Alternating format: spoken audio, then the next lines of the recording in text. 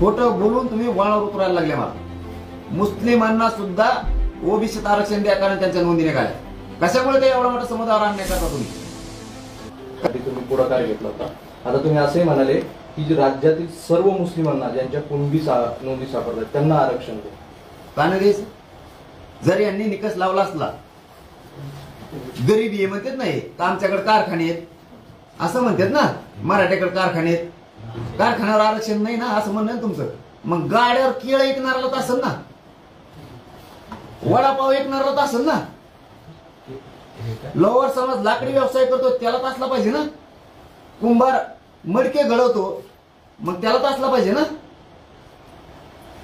का नसला पाहिजे?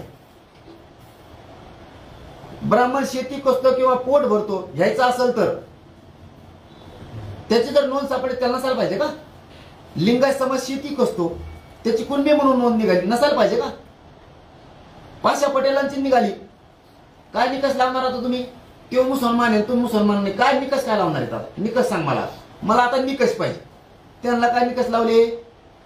त्यो शेती व्यवसाय करतो माळी म्हणून त्यो बी दुसरा करतोय म्हणून दिले म्हणजे पोट जा.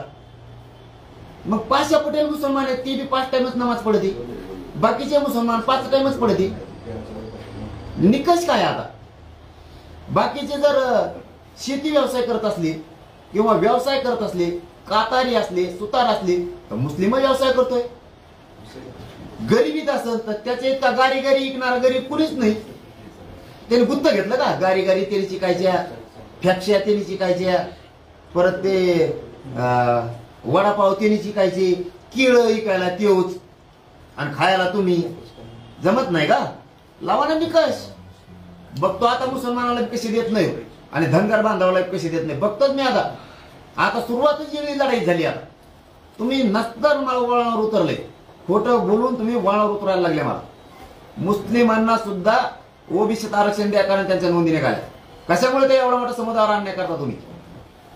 कशामुळे गरीब बांधवांचे प्रश्न सोडत नाहीत तुम्ही?